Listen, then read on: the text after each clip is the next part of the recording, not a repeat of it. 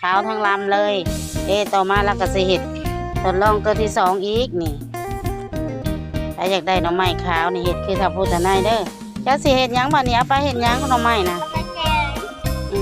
เอาพันเลิกๆติลูกหน่อไม้ก็ได้ไม้ในเฮือนเจ้าของเองนี่แหละนี่หน่อไม้ถ้าพูดทนาย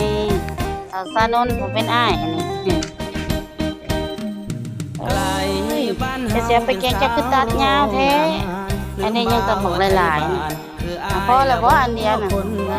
ะบอกเพิ่นแน่คันอยากได้หน่อไม้อันขาวทั้งลำนี่เฮ็ดแนวใดเอาถอดใส่ถอแบบใดถอใหญ่ให้เด้นี่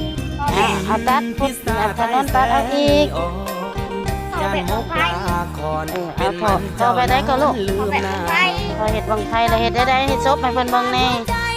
ภายหลังที่มีถอแล้วเนาะหน่อไม้ก็ออกแล้วเลยนี่เอาอยากได้หน่อไม้ขาวเนาะเฮาต้องเอาทอหรือว่าเอาทงยางใส่เนาะ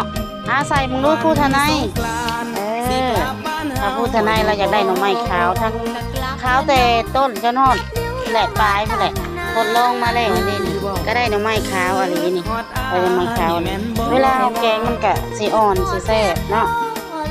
หน่อไม้กับหน่อไม้ในเฮือนเจ้าของเองอันนี้คือหน่อไม้เลี้ยงน้องเด้อถ้าอยากได้หน่อไม้ขาวแล้วเฮาขาวขึ้นมาเลยแหละแม่นเฮาใส่ท่อตัวนี้เด้อใส่ท่อใส่ท่อยังก็ได้เนาะหรือว่าทงยางก็ได้แม่นบ่ผู้ทนาย